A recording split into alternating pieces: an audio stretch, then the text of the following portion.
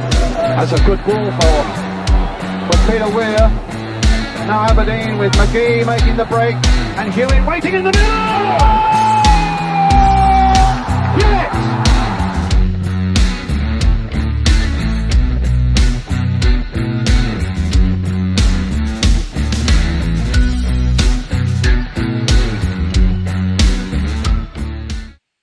Countdown to Kickoff is brought to you and supported by Saltire Energy, the global market leader in specialist drilling equipment rental.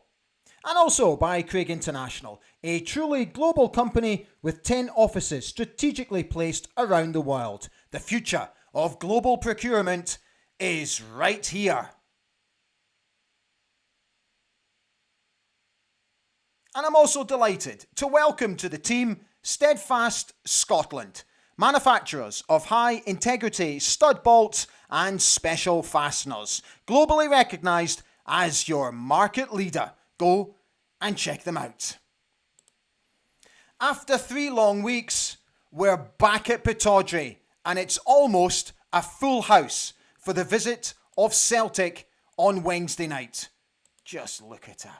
Kick-off at the Grand Old Stadium is at 8 o'clock UK time. Don't forget, 8 o'clock tomorrow is the kick-off. Let's put this into context for you. So a win tomorrow will take us to just within a point of Celtic. Okay, they've got a game in hand, but it will just let everybody know that we are not going anywhere. It's a huge and it's a significant game. Hi everybody, how you doing? A very warm welcome to Ali Beg AB TV this Tuesday night ahead of our huge game against Celtic. How are you feeling ahead of this game? Is it a free ticket? What are you expecting? Big news today. Disappointing news. Dimitar Mitov is going to be out for at least 6 weeks with a hamstring injury, which means that Ross Doohan will probably start the game tomorrow. In fact, he will start the game tomorrow. Tom Ritchie has been recalled from his loan spell at Bonnyrigg Rose. So, huge blow ahead of the game. Jack McKenzie is also out of the game. It's come too early for him. So we'll try and predict the team news a little bit later on. It's quite a busy show tonight. We've got lots going on this evening. And I'm absolutely delighted that a little bit later, we're going to be hearing from former Aberdeen winger Ben Thornley, who gave me his memories of the wonderful Hicham Zerouali, who 20 years tomorrow sadly passed away. So I spoke to Ben this morning from his home, and he gave us a couple of really nice stories. So I'm really looking forward to bringing that to you a little bit later. And we've got the normal bits and pieces as well. Match stats, couple of quotes from Yemi Talene. Got quite an interesting on this day stat for you. I look back on a historical moment in the football club, and it's really interesting. So I'll get that to you a little bit later as well. Don't forget, get in touch. You know the drill. Leave your comments underneath the video, and we'll do our very best to get as many of those comments on as we go along tonight. Right, let's crack on. Team news to start with. Okay, I've had a play with the team. Come and tell me what you think. So obviously Dimitar is missing, so Ross will take his place between the sticks. This is the back four. I think it'll be the same that started against Hearts. Then I think it'll be Nielsen, and I think the skipper will come back to start. So Shinza will start. This is where I've played around with it a bit. I think Toppy will start over on the right. I think Leighton will play through the middle, and I think Jamie will play out on the left. And up front, I think Esther will start the game ahead of Kevin Nisbet. So that's my thinking on the team. This is what Yimi had to say. I've pulled out a few quotes, and he spoke about the League Cup semi-final. He said, that was a big semi-final, and Celtic played really well in that game. Tomorrow is another game. We're playing at home, and we're going to try to use the atmosphere and the support. We know what they are good at, but we have to focus on our things. He also said, and this is important, you should never stay in the past. Even if you win or lose a game, you can't stay and think about what happened before. So again, I like how he's not dwelling on what happened in the League Cup semi-final. Obviously, lessons will have to be learned from that game. Just bear with me while I now start dragging everything else in, because we really have a busy show tonight and there's lots to get through. So we've got the match stats there.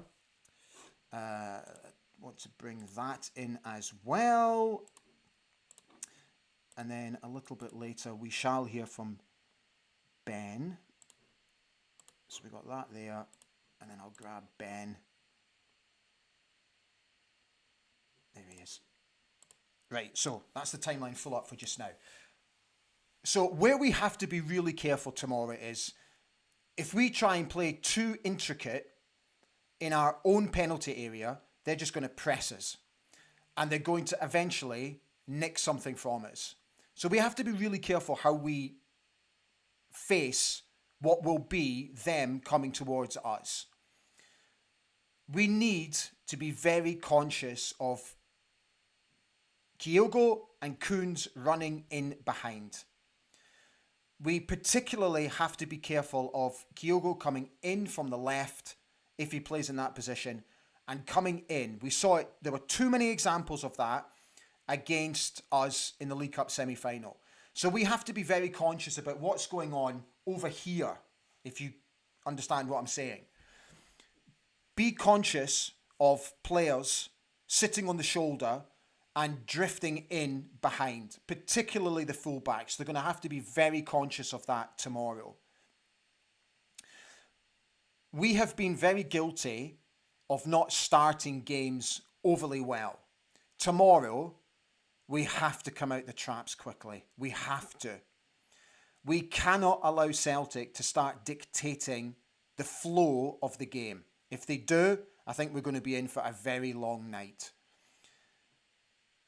We said ahead of the Hearts game that it was vital that we came out and started strongly. We didn't do that. And we had a bit of a torrid first half, even though we went in leading.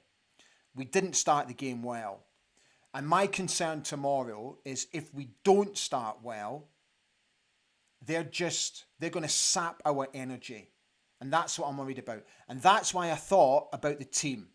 Because I think impact players like Shaden and Duke to come on, Palaversa to solidify in front of the back four is my thinking behind why I chose that team to start. Because if we can get ourselves in front and hold them as long as we can, but continue to be positive with changes in terms of keep going at them, don't sit back. I don't think Jimmy wants that style of football anyway.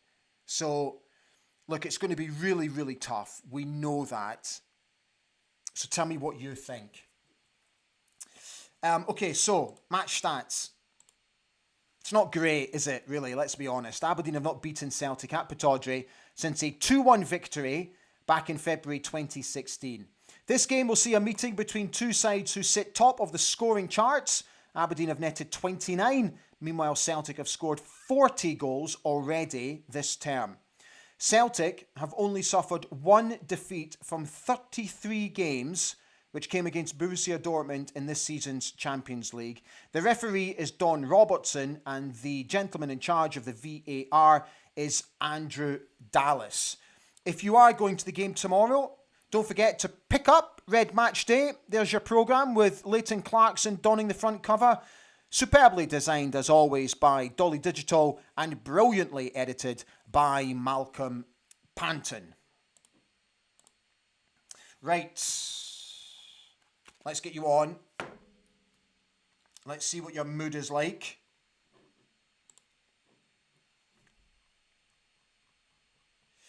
Cammy Fraser has come on first of all. Hi Cammy, how are you doing? He says, good evening, Ali. No point denying it. Mitov's absence is a huge blow, but opportunity knocks for Duhan.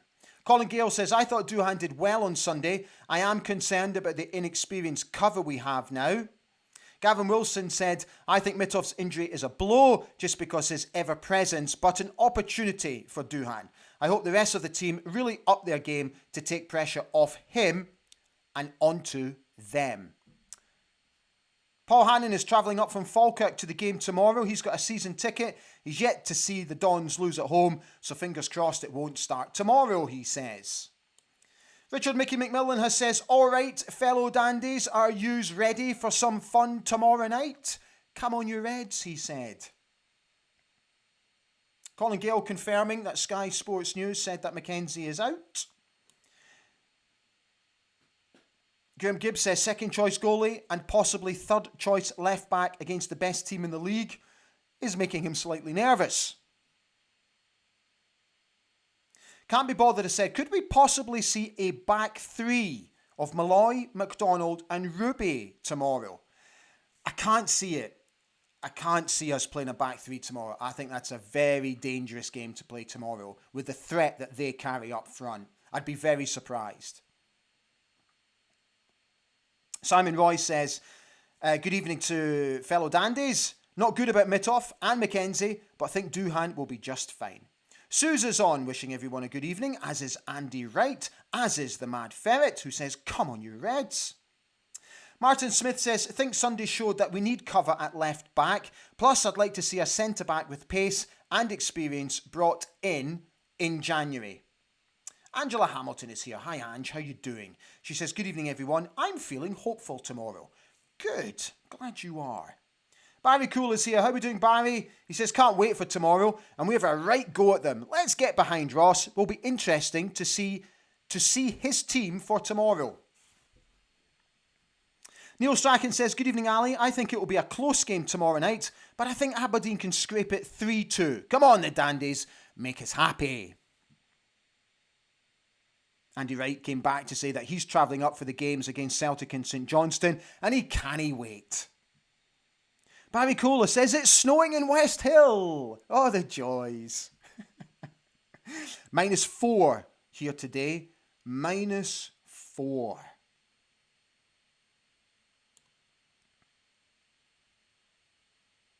Andy B says Jack missing is a blow given his 1v1 defending against wide players.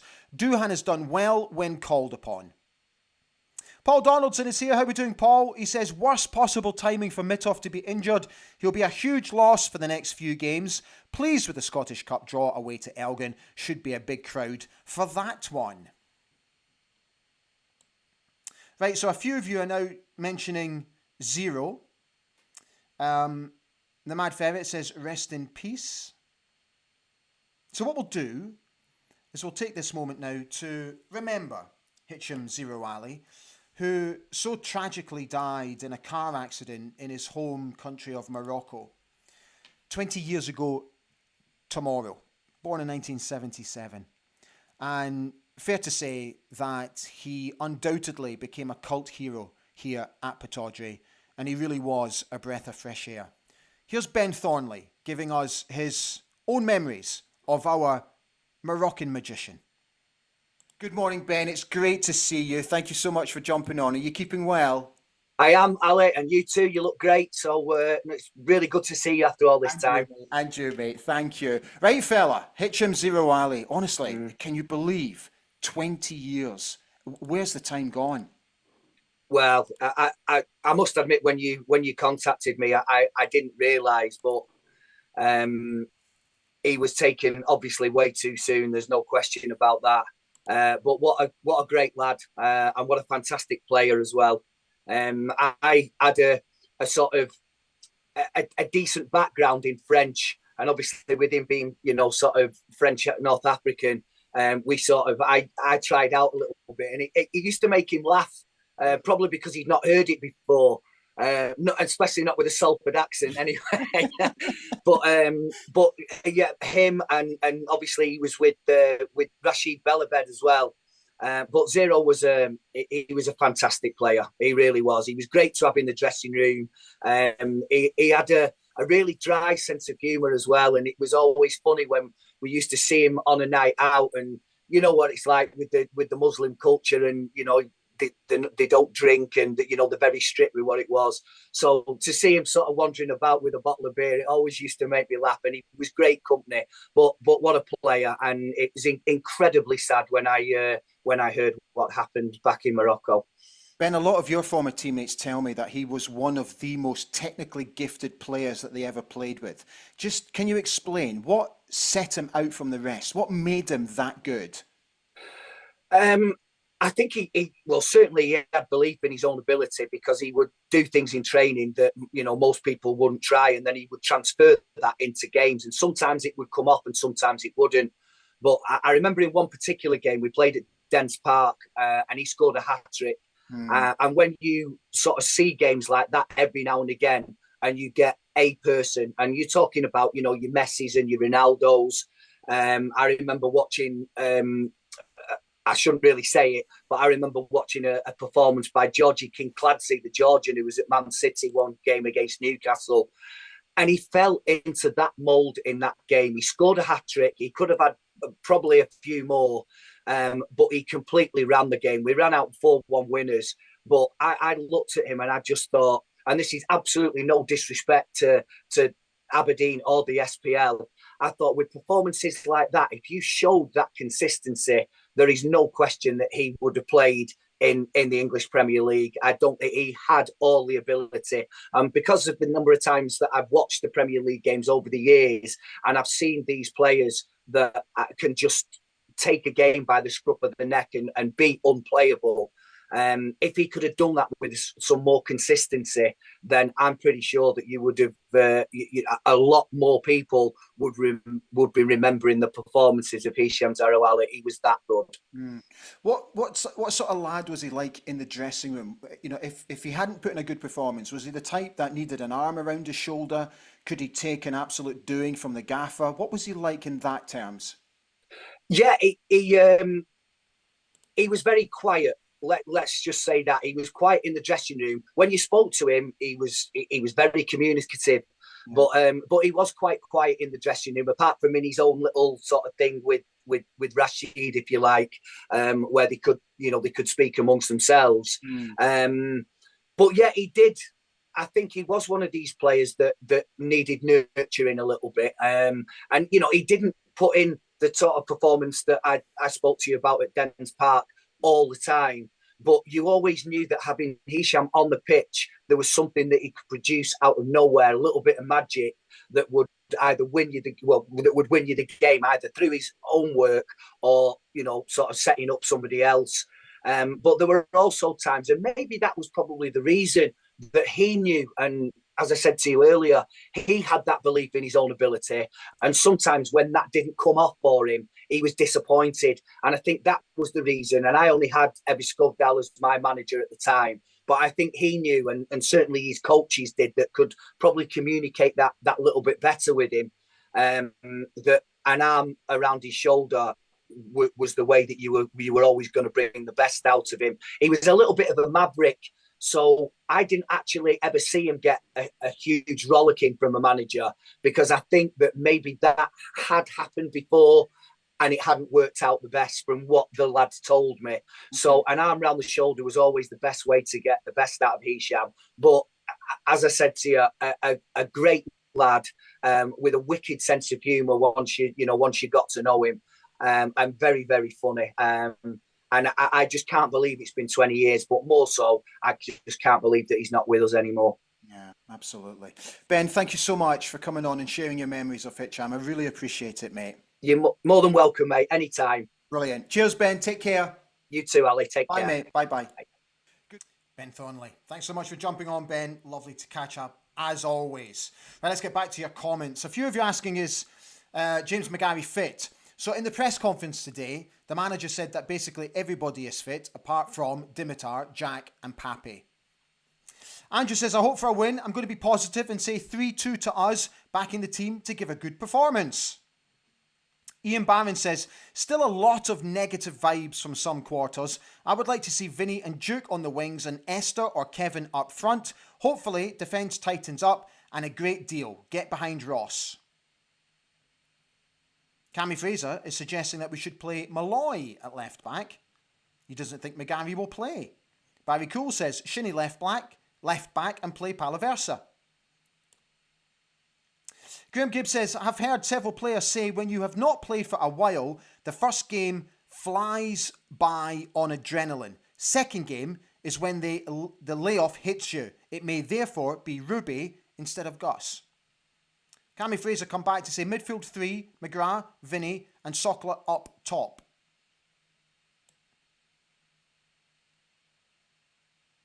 Simon Roy says, we just need to get at them from the start, but then for the whole 90 minutes. Exactly. Angela came back to say she would love a win, but would be happy with a draw. Connie Keith Ritchie says, good evening all. We need to take something from tomorrow. Come on, you Reds. Martin Smith says, I'd have Palaversa in for Clarkson due to the running of their midfield. Plus, I would go 4-4-2 with Duke on the wing, Sokla up front. Graham Gibb is saying that the weather forecast is not too clever for tomorrow. They're expecting very high winds during the game, which could obviously affect both sides equally. Cammy Fraser says, no point playing Duke, Toppy or Shadimo from the off as they offer zero protection for our fullbacks. Derek Griffiths says, good evening Ali and fellow dandies. Need to get at them right from the off. If we don't, we'll get battered. Don't give them too much space.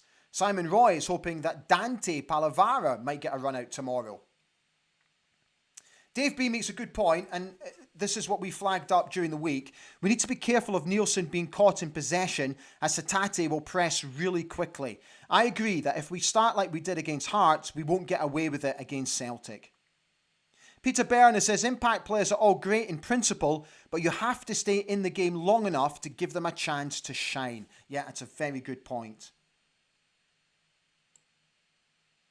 Cammy comes back, makes another interesting point. He says, Nielsen is suspended on Saturday, so might as well play him tomorrow. Gary Robertson said, hopefully no this rabbits in the headlights rubbish against Celtic. We need to get in their faces and stop them playing. Exactly. Lay a glove on them. That's all we're asking. Just lay a glove on them. Paul Hannon says it might be good to play three in the middle with Palaversa, Shinnie and Nielsen, with two wingers up front and a striker. Could throw Celtic as they would expect the same formation. Andrew says, I wonder how long it is until Polvara gets back on the pitch. We could really use him in central midfield. John Helmsley says, need to get Jack Mack replacement and bench him as he'll not be re-signing. Wish you could come out and admit, instead of all this... Yeah, I've got you, John, got you. Graham Barron says, I think we should leave Nielsen out tomorrow as I think all these games are catching up with him. Play Shinnie and Palversa. Do you think Polvara will make an appearance tomorrow? Yeah. Erica Mitchell says, good evening, Dandy. So we're getting stuck into Celtic from the first whistle. I would like to see us beat them tomorrow night for a change. Gosh, wouldn't we all, Erica?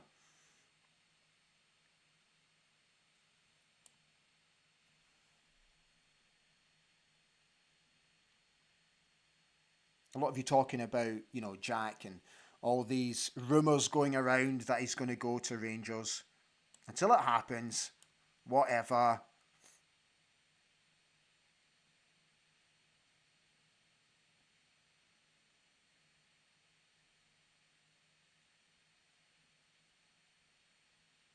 Yeah, it's the conversation is raging between you all about Jack McKenzie at the moment.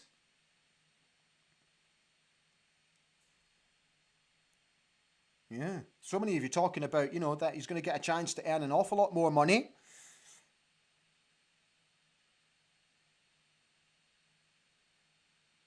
Right, so as you guys rage on with your chat amongst yourselves, which is great, absolutely encourage it. I'm delighted that you're all doing it, and I'm absolutely delighted that you're all being very, very respectful to each other, which is, of course, what we're trying to convey here. So thank you for that. Okay, don't forget, we've got a really busy week here on Ali Beg AB TV. On Thursday, we will be back for the full-time review show. 1903, as normal. Then on Friday, we'll have Countdown to Kickoff before we play St Johnstone. I'll have a very special guest on the show for that for you. And then we'll come back on Sunday for the review show all kicking off at 1903.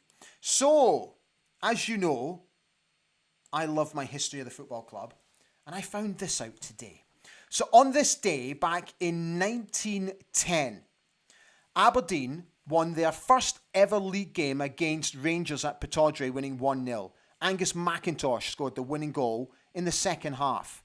11,000 to 14,000 fans filled Pittodrie that day, and gate receipts totalled £350. So today, back in 1910, was the first time that we beat Rangers. And what's interesting about the attendance is that what the newspapers of the day reported was that 11,000 were registered to have been in the ground at kick-off, but by the time we got to half-time, they thought that number had reached 14,000. So 3,000 came into the stadium during the first half. Go figure. There you go. A little bit of history for you. Don't forget, guys, looking for your help.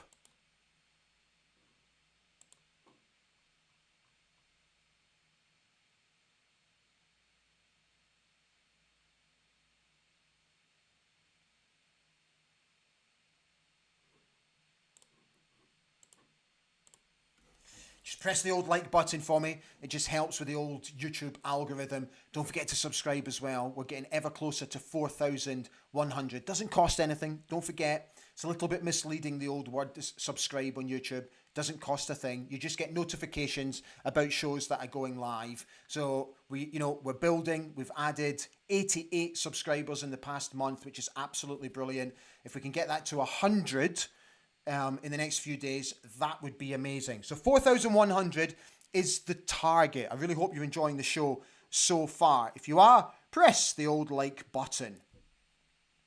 Okay, let's get back to some of your comments. Paul Siriki says there were reports suggesting Wayne Hennessy could be on his way as cover. I saw that as well, on loan. An emergency loan signing. The Mad Ferret said, it must have been a hell of a session in the Pittodrie bar if 3,000 missed kickoff. Oh, David Goldwally Vids, what a legend. He's gone and converted £350 into today's money, which equals £51,666.43. David, thank you so much for doing that. That's absolutely brilliant. Wow. What an increase. Dearie me.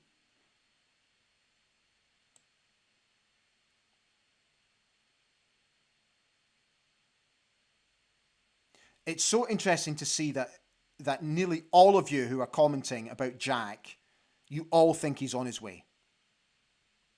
You literally all think he's on his way. I'm seeing here, I'm trying to look to see if there's anybody that I said, no, he'll stay. No. On a completely different topic, David McLennan came on. Hi, David, how you doing? He says, I think if anyone had said before the season started, we would have won 10, drawn 3, and lost 1 at this stage, we would have all said that we were dreaming. I'm feeling more confident. 100%. I'm delighted that so many of you actually enjoyed Ben Thornley as well. He's a really, really top lad. Right, guys, we're going to call it a night. So, as always, at this point in the proceedings, we want to wish the lads the very best of luck tomorrow night. Just put a glove on them. I said it 10 minutes ago. Just lay a glove on them. That's all we ask as the support. I don't know what happened at Hampden. They just absolutely obliterated us. Please don't let that happen again. Show the same determination, fight and will that you did in the second half at Celtic Park to get the game back to 2-2 and then nearly win it, albeit for a VAR decision. If you can show that same of heart and show that type of commitment tomorrow, you could be all right. It's nearly a sellout. I expect by kickoff it will be a sellout tomorrow. So the support is going to be absolutely sensational, as it always is. I'm fully expecting a very noisy Pittodrie tomorrow night. So let's hope when we come back on Thursday that we're all in a fantastic frame of mind. 1 point behind Celtic. Defied the odds. Shut everybody up who is already starting to say, yep, the wheels have already fallen off. Yeah, this is typical Aberdeen. It was always going to happen. Bottled it as per usual. Let's not give them any ammunition. Let's show them how far we've come. Do that. What a season we could be in for. Don't forget there's a display tomorrow as well. Barry Cole just making the point. Simon Roy says, please, just get into them. Head first. That's all we want. Mad Ferret says, show no fear. We are the famous Aberdeen. We'll leave it on that note. We are the famous Aberdeen. Guys, thank you so much for being on. It's been absolutely brilliant. Enjoy the rest of your night. Enjoy tomorrow. And I'll see you again on Thursday night. Stand free.